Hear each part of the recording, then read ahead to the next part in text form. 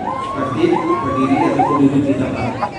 Salam sejalan di tengah-tengah kita. Bismillahirrahmanirrahim.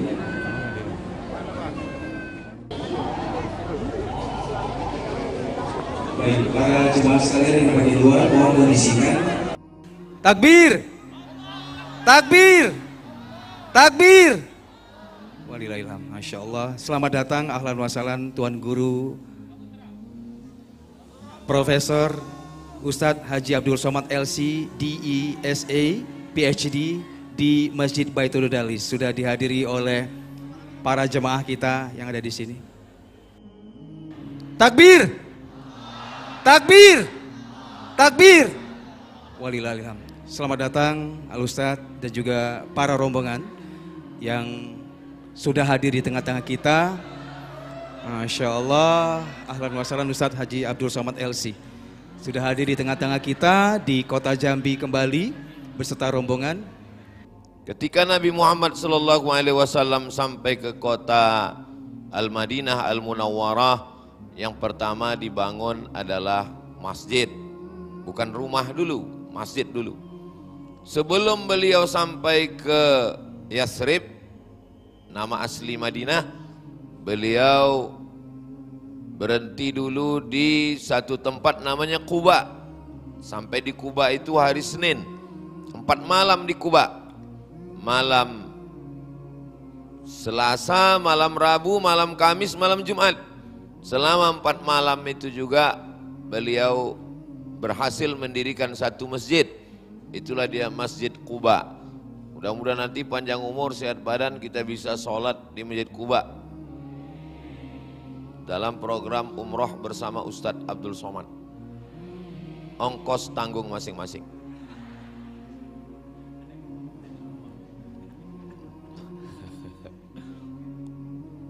Di Madinah bangun masjid, di Quba bangun masjid, dan bangunan yang pertama di atas dunia ini adalah masjid. A'udzubillahi minasyaitonirrajim. Inna awwala baitin wudi'a lin-nasi lalladzi bi Bakkata mubaraka. Bangunan yang pertama adalah yang ada di Bakkah. Di Bakkah itu nama lain dari Makkah. Nama lain dari Makkah adalah Ummul Qura, nama lainnya Makkah, nama lainnya Bakkah, dan bangunan pertama di situ adalah masjid. Yang dimaksud masjid di situ adalah Baitullah Ka'bah, dikelilingi dengan Al-Masjidul Haram, tanahnya adalah tanah haram. Tiga-tiga itu makna masjid. Karena kalau kita berada di dalam Masjidil Haram, kiblat kita adalah Ka'bah. Kalau kita berada di luar Masjidil Haram, kiblat kita adalah Masjidil Haram. Kalau kita di luar tanah haram, kiblat kita adalah tanah haram. Jadi kalau kita sholat dari Jambi ini tidak tepat kena ke Ka'bah, sholat kita masih sah selama masih kena tanah haram yang panjangnya 42 km. Dari Arafah ke Ka'bah 20 kilo, dari Ka'bah ke Hudaibiyah 22. Jadi kalau di total panjangnya adalah 42 km tanah haram. Jadi kalau kita melenceng sedikit 1 derajat masih kena ujung tanah haram, sholat kita masih sah. Itulah makanya bunyi ayatnya, fawalli wajhaka syatral masjidil haram. Hadapkanlah wajahmu ke arah Masjidil Haram. Bagaimana kalau tidak kena Masjidil Haram? Karena yang dimaksud di situ adalah tanah haram. Jadi kesimpulannya, bangunan yang paling mulia di atas dunia ini adalah masjid. Maka siapa yang mau dimuliakan Allah, bangunlah masjid. Mudah-mudahan kita sebelum mati sempat bangun masjid, insya Allah. Cita-citakan dalam hati, saya sebelum mati bangun masjid. Makanya dalam hadis Nabi dikatakan, bangunlah masjid walaupun sebesar kandang kucing. Kandang kucing sebesar apa itu? Itu perumpamaan bahasa ungkapan. Jangan pula pulang dari sini bangun masjid sebesar kandang kucing. Maksudnya rumah yang paling kecil, itu tidak bisa dimaknai. Ungkapan-ungkapan itu jangan dimaknai secara tekstual. Sama seperti ungkapan orang suami kepada istrinya, apa kata dia sebelum menikah dulu, 1000 tahun kau kan kunanti. Itu bohong itu. 40 tahun aja udah sesak napas, mau 1000 tahun. Itu ungkapan maknanya lama. Itu maknanya. Rumah bapak di mana? Rumah saya di Jambi, dekat dari Masjid Baitun Nur Darlis. Ya sebatang rokok lah. Jangan dipahami tekstual sebatang rokok apa? Rokok daun pucuk nipah atau rokok apa itu cerutunya Presiden Fidel Castro. Ya, jadi maknanya adalah dekat, itu maknanya. Jadi begitu juga dengan masjid ini, bangunan yang paling kecil adalah kandang kucing, maksudnya semampu kita membangun. Kalau bisa membangun masjid yang sangat megah ini, saya seumur-umur ceramah di Jambi, inilah masjid yang paling hebat saya rasa. Iya, dari luar tadi bangunannya cantik, masuk ke dalam. Biasa tiang kan biasa aja, ini lain tiangnya. Kecil di bawah, membesar ke atas. Lampunya, mihrabnya, Masya Allah, tabarakallah. Mudah-mudahan semua yang masuk ke masjid ini, orang dari Aceh, dari Medan mau pergi ke Palembang, mampir kemari. Orang dari Jawa, dari Palembang mau pergi ke Medan, mau ke Riau, singgah ke Jambi. Jangan lupa kalau ke Jambi, singgah ke Masjid Baitun Nur Darlis. Kenapa? Karena masjidnya bagus, inspiratif, cantik. Di dalamnya juga Masya Allah, tak ada angin masuk tapi dingin. Kenapa? Karena AC-nya kencang. Lampunya juga bagus. Nah ini bagaimanapun juga, apalagi di atas ini pakai keramik. Ini kami di bawah ini menengok ke atas ini macam akuarium besar. Ada ikan hiu, ada lumba-lumba di dalam. Man bana masjidan, siapa yang bangun masjid, banallah mithlahu baitan fil jannah, dibangunkan Allah untuknya satu tempat dalam surga. Ini yang membangun masjid ini dia sudah booking satu tempat di surga. Tapi jangan gara-gara itu tak sembahyang lagi. Ditanya, kau kenapa nggak pernah ke masjid? Aku sudah booking tempat. Maka bagi kita wajib umat Islam itu berniat. Kalau dia tanam kelapa sawit, dia tanam kebun kelapa, dia tanam pinang, saat dia menanam itu dia berniat, aku berniat kalau duitku cukup nanti aku bangun masjid. Karena itulah setiap raja-raja, sultan-sultan berkuasa di satu daerah, yang pertama dia bangun adalah masjid. Tengok sultan-sultan Melayu, di mana? Dari mulai atas menanjung Terengganu, di atas perbatasan dengan Thailand, Fatani, sampai ke paling bawah Johor, sampai menyeberang ke Sumatera di Aceh atas, turun kita ke Medan, Kesultanan Delhi, turun lagi Kesultanan Riau, sampai Kesultanan Jambi, sampai Kesultanan Melayu Palembang. Semua sultan-sultan itu meninggalkan masjid. Harimau mati meninggalkan belang, gajah mati meninggalkan gading, manusia mati meninggalkan kredit. Jangan sampai kita mati tak ada meninggalkan apa-apa. Tinggalkanlah masjid. Kalau kita meninggalkan rumah mewah, habis menjadi rebutan anak cucu menantu. Anak tak terlalu ganas, menantu ini yang luar biasa. Ditinggalkan rumah yang mewah, ditinggalkan mobil yang mahal, habis. Mobil mewah harga 2 miliar, itu di rumah hanya bertahan setelah kita mati paling seminggu. Habis itu hilang. Kenapa? Ditarik leasing. Kredit, baru DP ansuran 3 bulan. Tapi kalau masjid kita tinggalkan, Masjid Baitun Nur Darlis ini kekal sampai hari kiamat insya Allah. 3, tanah wakaf. La yuhabu, tak bisa dihibahkan. Wala yurasu, tak bisa diwariskan. Wala yuba'u, tak bisa diperjualbelikan.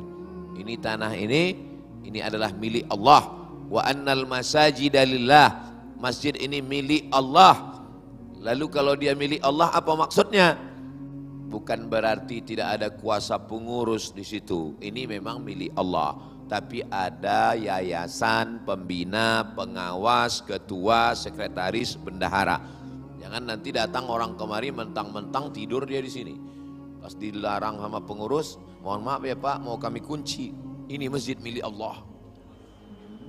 Memang betul milik Allah. Sama macam orang memahami ayat lillahi ma fis samawati wa ma fil ar. Semua yang ada di langit, semua yang ada di bumi milik Allah. Pulang sholat diambilnya mangga orang. Tanya, kenapa kau ambil? Lillahi ma fis samawati wa ma fil ar. Semua yang di langit di bumi milik Allah. Datang bapak yang punya mangga itu diambilnya batu, lemparnya. Kenapa bapak lempar? Ini pun punya Allah juga ini kata. Kau pikir kau aja yang hafal ayat kata dia.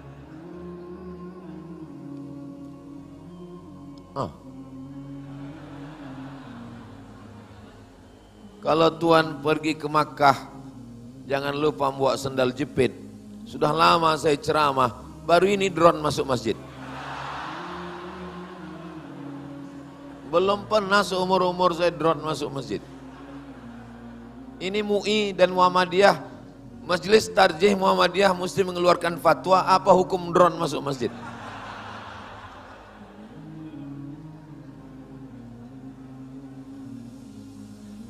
Allahumma salli ala sayyidina Muhammad wa ashghili zalimin bizalimin wa akhrijna min bainihim salimin wa ala alihi wa sahbihi ajma'in. Begitu cara mengusir drone. Begitu ya kan? Soalnya kalau saya teruskan juga berceramah, suara saya belaga-laga sama drone itu. Dan jamaah pun tak fokus, dia sih menengok gitu. Bapak Ibu yang dimuliakan Allah Subhanahu wa taala. Bagus juga itu tadi. Jadi nanti kalau ditanya orang, pernah Ustaz ke masjid kami? Masjid yang mana itu ya? Kadang lupa. Itu Ustaz yang waktu Ustaz ceramah ada drone-nya. Oh iya.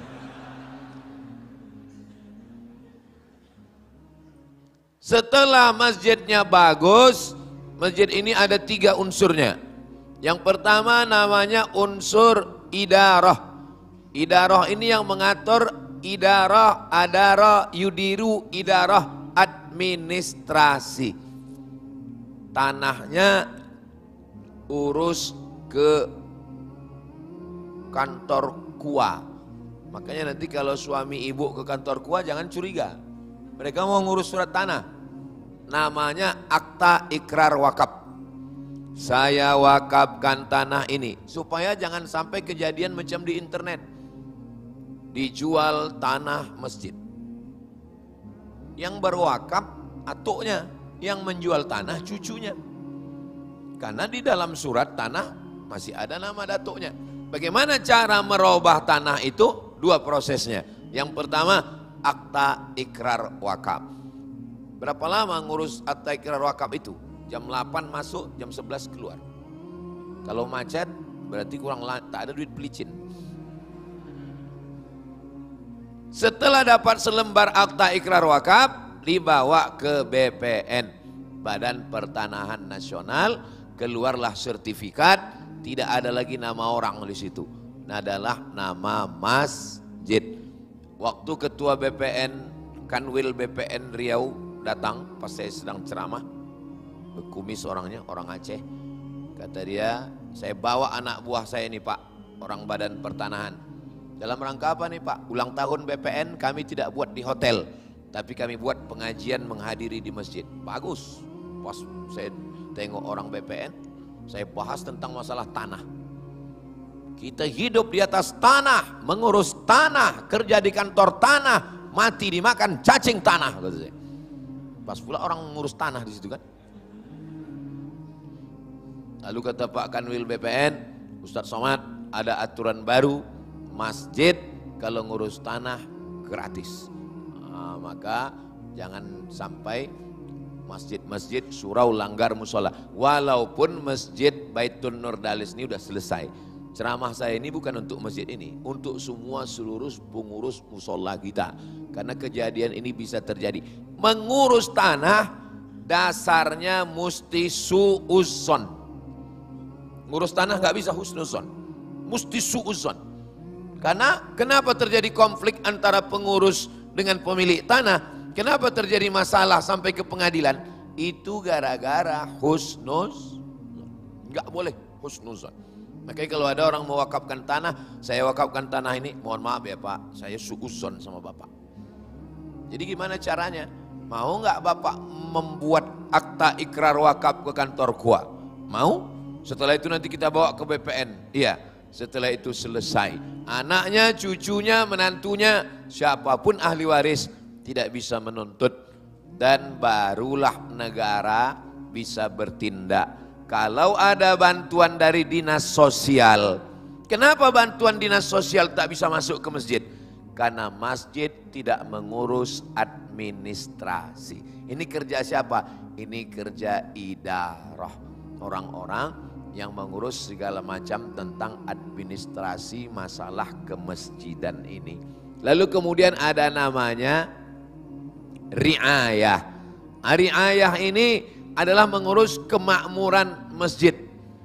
Mengurus kemakmuran masjid yang terkait dengan memakmurkan dari mulai imamnya.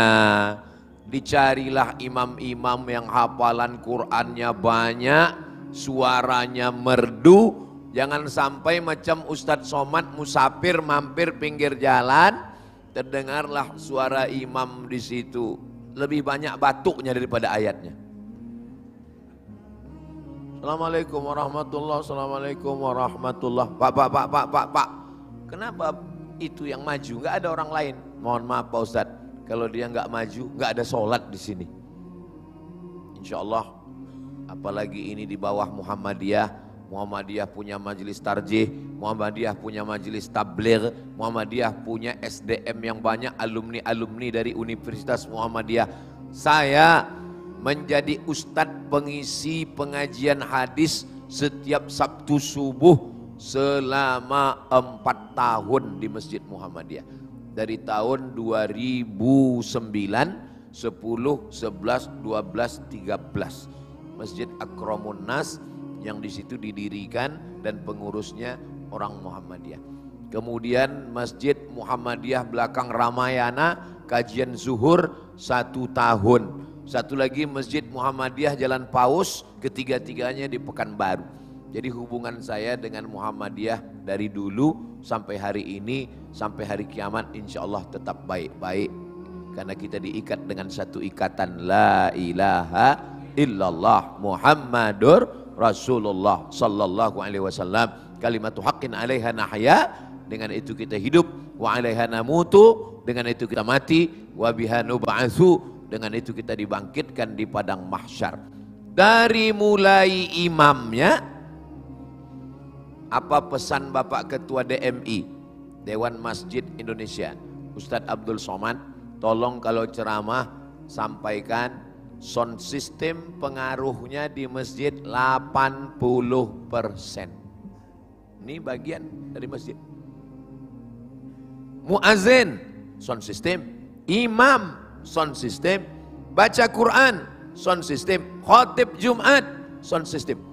Makanya kalau mau sound system, studi banding ke Masjid Baitul Nurdalis nih, khusus tentang sound systemnya. Jelas suara saya kan? Ini ada model sound system ini mengaum-ngaum. Keluar dari situ jamaah ditanya, apa kata Ustadz Somad itu tadi? Awu. Tak jelas suara itu. Alhamdulillahi Rabbil Alamin Ar-Rahmanir Rahim. Lebih kurang begitulah kalau saya jadi imam. Suara saya nggak bagus, sound systemnya bagus. Ada model sound system ini, siapapun yang jadi imam di sini tetap serak suaranya. Qori internasional, Kiai Haji Muammar ZA pun jadi imam di sini tetap serak. Gitu. Ada model sound system begitu.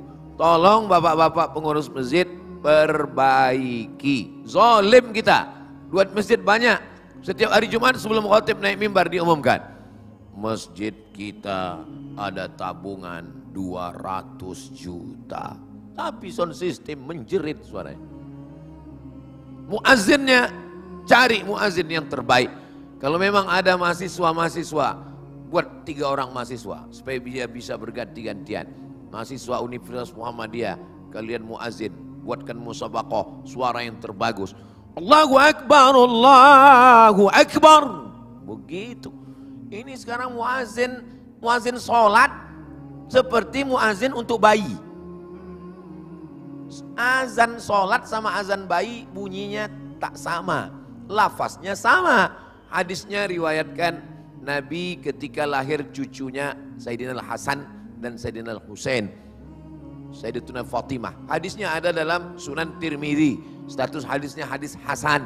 Adzanas shalah, bunyi azannya azan sholat, tapi suaranya tak sama. Kalau azan sholat Allah, kalau azan untuk bayi Allahu Akbar, Allahu Akbar, itu untuk bayi.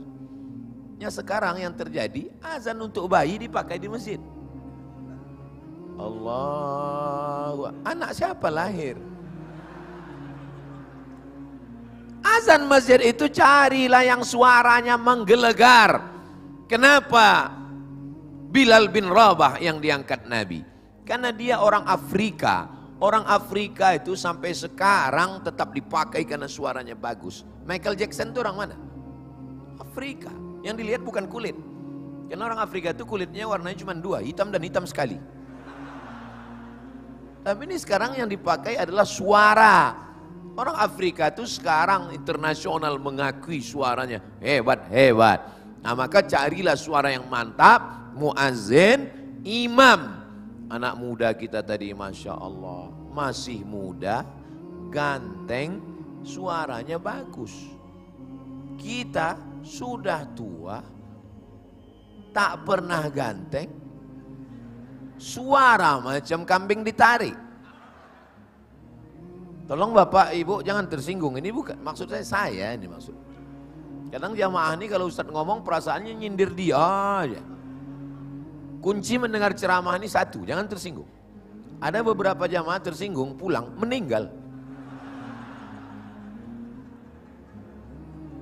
Bapak Ibu yang dimuliakan Allah Subhanahu wa taala. Maka ini ada yang mengurus administrasi, ada yang mengurus kemakmuran, jadwal khotib Jumat. Supaya apa? Supaya khotib Jumatnya itu memang betul kontekstual, terkait dengan zaman sekarang. Jangan dibawanya jamaah itu mundur ke abad pertengahan. Mencari masalah khilafiyah ini tidak pernah selesai. Bagaimana umat ini bisa keluar dari buta huruf Al-Quran? Bagaimana cara memakmurkan masjid? Bagaimana cara mendirikan rumah tahfiz Quran? Itu yang mesti kita. Sehingga ketika orang datang kemari, selesai sholat Jumat, dia studi banding. Studi banding bagaimana sound system, studi banding bagaimana arsitek, studi banding bagaimana ngatur AC. Ada yang paling penting mau kami tanyakan nih Pak, iya duitnya dari mana? Katanya. Jadi jamaah itu berpikir dia untuk kemaslahatan yang lebih baik. Orang kalau masjidnya nyaman, dia akan datang sendiri tanpa kita panggil. Sekali dia datang, besok dia datang lagi. Aku kalau sholat Jumat lebih nyaman aku di masjid Baitur Nur Darlis itu. Kenapa? Lebih sedap kita tidur siang kata dia. Saudaraku yang dimuliakan Allah Subhanahu wa taala, kenapa orang tertidur sholat Jumat? Itu karena khotibnya macam menceritakan anak mau tidur. Maka datanglah kelinci, lalu kelinci itu maka digigitnya timut. Itulah maka tertidur. Makanya saya kalau saya khutbah Jumat, ada anak muda yang memperhatikan itu. Kebetulan dia orang sound system. Saya tengok tadi Ustadz waktu khotib tadi Jumat, dari mulai salam sampai penutup itu lampunya merah terus. Memang begitu saya kalau khutbah. Itu saya ambil dari hadis Nabi. Nabi itu kalau khutbah matanya seperti seperti keluar, wajahnya memerah seperti panglima pasukan perang menghadapi musuh. Begitu. Makanya kalau saya khutbah, saya tengok mana yang jamaah paling agak mengantuk, di situ saya gas. Saudara kita di Palestina, kata saya. Makanya khotib-khotib itu diadakan bengkel khotib. Kami dulu bersama Ketua Majelis Ulama Indonesia mengadakan bengkel khotib. Kenapa? Banyak khotib-khotib yang biasalah motor kan kalau olinya sudah beku apa agak macet-macet sedikit. Dia akan bengkel khotib. Direkam dia selama 15 menit itu. Tulis di situ. Khutbah Jumat tak lebih 20 menit. Ini kota, orang mau masuk kantor, orang mau kerja. Jangan sampai dicerita, udahlah sampai 1 jam, demikianlah khutbah yang singkat ini, kata dia. Kata orang, kepala kau singkat, aku dari tadi di sini, kata dia. Nah, tapi yang tidak kalah penting juga infrastruktur. Dari mulai air kerannya, dari mulai toilet WC-nya, dari mulai ini semua karpet, tengoklah karpet cantik, bagus. Saking bagusnya lantai ini bingung kita di mana sambungannya. Begitulah, tapi silap-silap di masjid ini, kalau orang baru-baru pertama masuk bisa nggak khusyuk ini sholatnya. Tengok-tengoknya, bisa pula ini kain ini bentuk Allah ya, kata dia kan. Itu makanya dalam mazhab Maliki tidak boleh ada kaligrafi di dinding. Sedangkan mazhab Syafi'i boleh. Saya heran. Saya ini orangnya suka penasaran. Kenapa mazhab Syafi'i boleh, mazhab Maliki kok nggak boleh? Ternyata mazhab Maliki memahami fawalli wajhaka syatral masjidil haram, wajahmu hadapkan ke Masjidil Haram. Orang Maliki sholat itu wajahnya ke depan. Itu maka tak boleh ada kaligrafi. Kenapa? Karena wajahnya ke depan, ditengoknya kaligrafi. Tengoknya, selendang siapa ini, kata dia. Tapi kalau mazhab Syafi'i, fawalli wajhaka syatral masjidil haram, makna wajah di situ, wajah ini menengok tempat sujud. Yang dimaksud wajah di situ dada, badan. Kenapa disebut wajah? Karena wajah mewakili badan. Kalau disebut wajah belum tentu wajah, yang dimaksud adalah badan. Jadi badan yang menghadap ke Ka'bah, sedangkan wajah menengok tempat sujud. Mana tahu nanti ada orang yang komplain. Ini kenapa masjid ini banyak sekali relip-relipnya, ini mengganggu kehusuan. Kau aja yang gak khusyuk bilang. Masjid relip macam-macam itu tidak mengganggu kehusuan. Sholat itu buka mata atau tutup mata? Kalau dalam ceramah saya ada bertanya, nggak usah dijawab, karena itu nanti saya jawab sendiri. Uqtulul aswadaini fis shalah, bunuhlah dua yang hitam ketika engkau sedang sholat, bukan di luar sholat, dalam sholat. Uqtulul aswadaini, bunuhlah dua yang hitam fis shalah, ketika kau sedang sholat. Dalam sholat ada dua yang hitam, bunuh. Hitam yang pertama adalah ular, hitam yang kedua adalah akrab, kalajengking. Pertanyaannya, dari mana kita bisa tahu ada ular dan kalajengking ketika sedang sholat kalau mata kita tertutup? Itu menunjukkan sholat itu mata terbuka, makanya nampak ular. Kalau mata tertutup, tiba-tiba terbuka, udah dalam perut anaconda aja.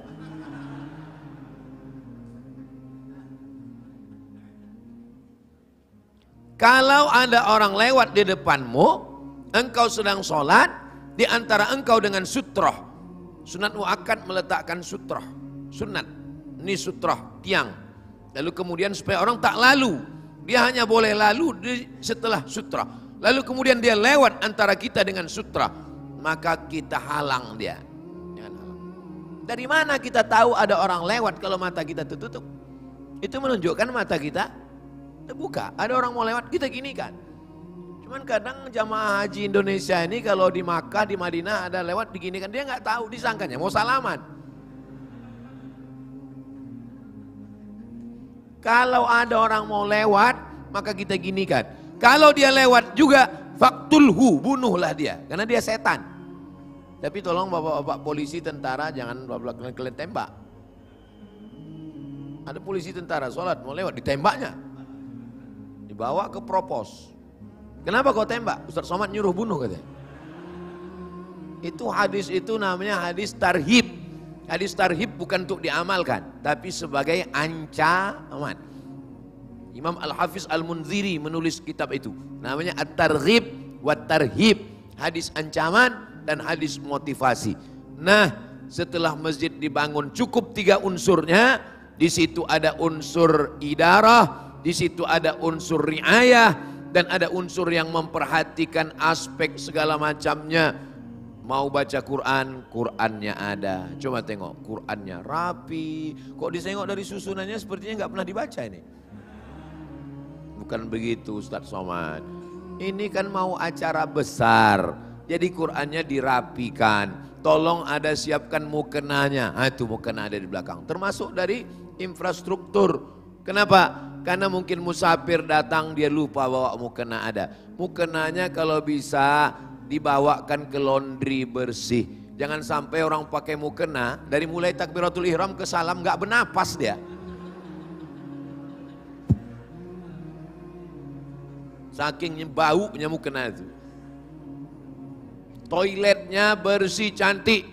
Kita kalau mau studi banding ke lembaga tetangga sebelah itu, mesti bertanya kita ke security. Mohon maaf Pak security, toiletnya di mana ya?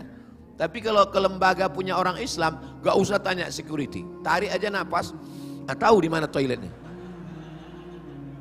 Padahal yang mengajarkan at-tahuru syatrul iman, bukan an-nazafatu minal iman. An-nazafatu minal iman bukan hadis, itu kata-kata hikmah. Yang ada dalam hadis adalah at-tahuru syatrul iman. Suci itu adalah setengah iman. Itu adalah ajaran Islam. Nah, setelah lengkap ini semua bagus, masjid bukan tempat mengkerangkeng Tuhan. Tuhan dimasukkan ke masjid, dikunci dia dalam masjid, dikunjungi 5 kali sehari. Subuh, apa kabar kau Tuhan? Zuhur, asar, maghrib. Wa huwa ma'akum aina ma kuntum. Kamu tetap merasa bersama dengan Allah dimanapun kamu berada. Kalau kamu berdua, ada Allah di sana yang ketiga. Kalau kamu berlima, ada 6. Kenapa? Kebersamaan ma'iyatullah, muraqabatullah. Maka masjid jangan sampai hanya untuk tempat ritual sholat saja. Kultumnya ada. Kultum zuhur, kultum asar, kultum maghrib. Anak-anak dari maghrib ke isya, matikan TV, matikan laptop, matikan handphone, matikan komputer. Alhamdulillah Ustaz Somad, di tempat kami dari maghrib ke isya semua mati. Anak-anak ngaji? Enggak, pemadaman bergilir. Mati TV, mati handphone, mati laptop, mati. Anak-anak tak bisa main suruh. Ke masjid, ke masjid, ke masjid, ke masjid, ke masjid. Ayah enggak ke masjid, ayah udah dewasa. Dibawa anak itu datang ke masjid Baitun Nur Darlis. Ibu bapak enggak ada halangan, penuh di bawah, naik ke atas. Kalau ada orang mengatakan perempuan itu diskriminatif dalam Islam, perempuan dilemahkan, perempuan direndahkan, perempuan dijatuhkan, datang kalian ke Jambi, mampir ke Masjid Baitun Nur Darlis, baru kalian tahu di sini perempuan lebih tinggi daripada ustaz.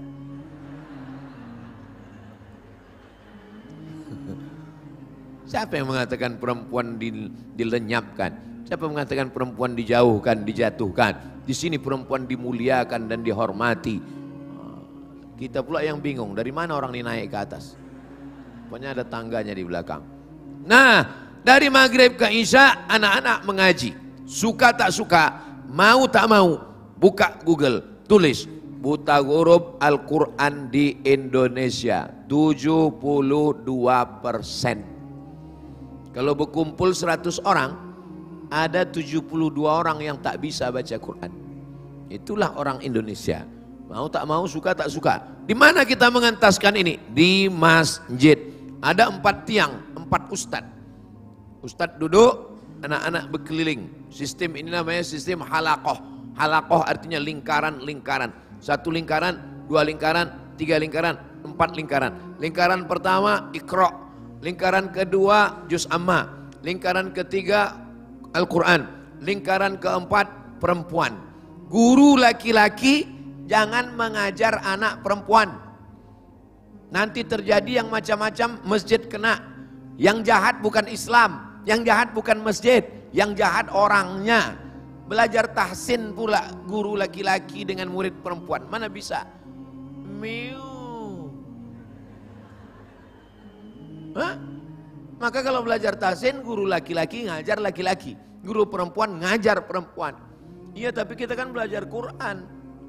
Ini kan belajar di dalam masjid. Setan tetap ada walaupun dalam masjid. Kalau setan tak ada dalam masjid, kenapa orang mengantuk? Orang ngantuk itu kan digoda setan. Artinya apa? Dimanapun tetap ada. Allazi waswisu fi sudurin nas minal jinnati wan nas. Untuk pengajian ibu-ibu hari Jumat setelah asar. Kenapa setelah asar? Karena biasanya kalau malam ibu-ibu sibuk mengurus. Kenapa dibuat setelah asar? Karena waktu mustajab hari Jumat setelah asar. Fikih perempuan. Minta ke Tarjih Muhammadiyah, minta ke Universitas Muhammadiyah, hadirkan ahli fikih perempuan. Membahas tentang masalah mandi junub, mandi wiladah, mandi nifas, darah, haid.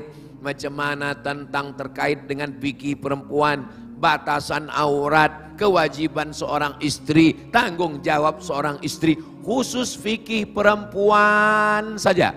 Paling tidak 4 kali sebulan. Jumat 1 akidah, Jumat kedua fikih, Jumat ketiga akhlak, Jumat keempat tahsin. Jangan mengaji melambung-lambung tapi baca Qur'annya tak betul. Kalau bicara fikih hebat. Mazhab Hanafi, mazhab Maliki, mazhab Syafi'i, mazhab Hambali, mantap semua mazhab. Tapi pas disuruh mengaji, Bismillahirrahmanirrahim, ijazah. Tak bisa dia membedakan mana za, mana Allah, mana ja. Tapi jangan pula terlalu waktu habis dengan tahsin sampai tak belajar akidah, tak belajar akhlak. Ini tak betul juga. Ada orang yang hulu, melampau dalam masalah tahsin ini, menyebutkan huruf-huruf itu melampau. Salah. Kita bukan orang Arab. Katanya Ustadz agak-agak Arab. Iya, Arab maklum. Bapak Ibu yang dimuliakan Allah Subhanahu wa taala, asal sudah betul menurut standar umum, cukuplah itu sudah. Ini tentang ibu-ibunya, anak-anaknya tiap malam. Oke lah, ada libur mungkin malam Ahad. Tapi anak-anak paling tidak Selasa, Rabu, Kamis, Jumat, Sabtu ngaji dari maghrib ke Isya. Lalu kemudian ibu-ibunya ba'da asar.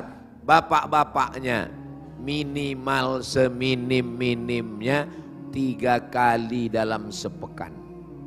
Buat ba'da Isya supaya anak maghrib tak terganggu. Habis Isya otomatis bapak sholat maghrib dengan ibu sholat Isya 2 kali.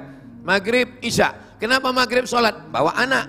Isya pengajian paling tidak sepekan 3 kali. Iman, Islam, ihsan. Iman, Islam, ihsan ini kajian wajib. Iman, akidah. Islam, fikih. Ihsan, akhlak. Tak ada gunanya hebat, rukun, syarat, wajib, sunat kalau hati besarang, hasad, dengki, busuk hati.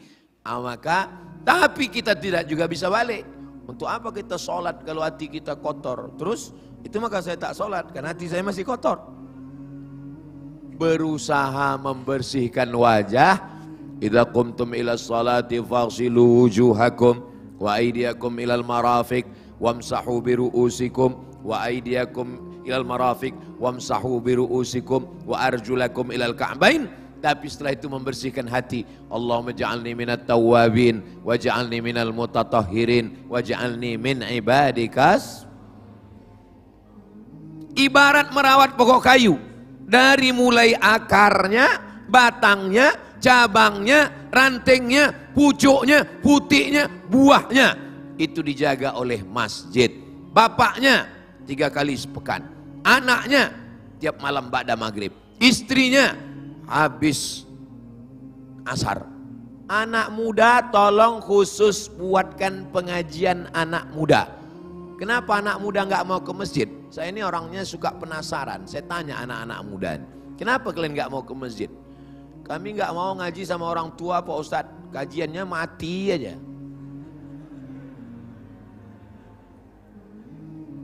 Buatkan pengajian khusus remaja masjid. Jangan campur sama orang tua. Kapan dibuat? Buat malam Ahad. Kenapa malam Ahad? Supaya dia tidak keluyuran malam Ahad ke sana kemari. Panggil ustadz yang anak-anak muda untuk show force yang pertama. Ustadz Salim Afillah dari Yogyakarta, mantap. Ustadz Hanan At-Taki dari Bandung, mantap. Ustadz Taki Malik dari Jakarta, yang khusus Ustadz anak muda. Kalau Ustadz Somad, saya ini Ustadz unlimited. Dari bayi sampai atu-atu. Nah, itu. Ada Ustadz itu khusus anak muda saja jamaahnya. Maka undang mereka anak muda. Anak muda nggak mau lama-lama diceramahi. Itu untuk show yang pertama. Untuk bulan-bulan berikutnya, tetap tampilkan anak-anak muda. Jangan terlalu banyak ceramah untuk anak muda. Anak muda itu dia lebih mau dialog interaktif. Misalnya, bahaya narkoba. Kajian Masjid Baitun Nur Dalis, bahaya narkoba. Narasumbernya 5. 1, anak muda. 2, polisi. 3, dokter. 4, praktisi hukum pengacara. Yang kelima, korban yang pernah dan sudah bertaubat baru keluar dari penjara. Lalu anak muda pembawa acaranya nanya, gimana bang perasaannya setelah keluar dari penjara ini? Ada satu ungkapan, gimana? Aku masih seperti yang dulu. Kata Pak Polisi, tangkap, berarti masih makai. Bagaimana menurut Pak Polisi tentang penanganan narkoba ini? Kita dari kepolisian tidak ada tawar-menawar, narkoba ini langsung kita tangkap. Bagaimana Bapak praktisi hukum? Kami sudah perjuangkan di undang-undang DPR RI bagi pengedar tidak ada hukuman lain. Ya apa hukumannya Pak? Tembak mati langsung. Bagaimana menurut praktisi kesehatan? Menurut medis orang yang pakai narkoba itu kemungkinannya hanya 3. Yang pertama gila, yang kedua sakit jiwa, yang keempat mati. Nah, mungkin Ustadz agak menyejukkan sedikit. Ustadz, pengedar narkoba ini memang cocoknya dipancung kepalanya. Jadi mereka sudah tahu jawaban dari berbagai aspek dan sisi medis, hukum, perangkat hukum. Semuanya mengatakan narkoba tidak baik. Dan anak muda dilibatkan dalam multimedia. Jadi buatkan satu di masjid, multimedia yang khusus mengurus syuting, editing, uploading. Kerjanya 3. Yang pertama syuting, merekam, shoot. Yang kedua editing, diedit. Yang ketiga uploading, diupload. Masjid punya 5 sosial media. Yang pertama YouTube, yang kedua TikTok.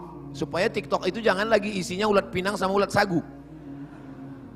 Yang ketiga Facebook, yang keempat Twitter, yang kelima grup WhatsApp. Jamaah kita ini tolong dimanjakan dalam grup. Kita lewat di jalan protokol, tiba-tiba masuk SMS WhatsApp ke nomor handphone kita. Pas kita buka, apa bacaannya? Hai bro, lagi promo roti lo.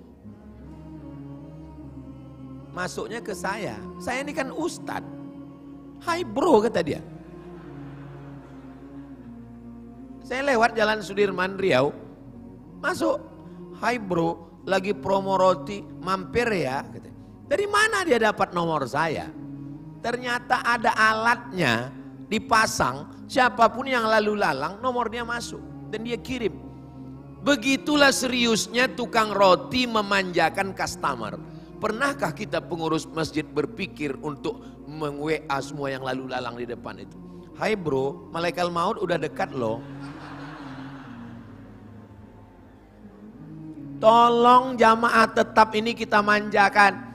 Kita sudah tua, saya tak sempat lagi berpikir. Itulah gunanya kita berdayakan anak muda tadi.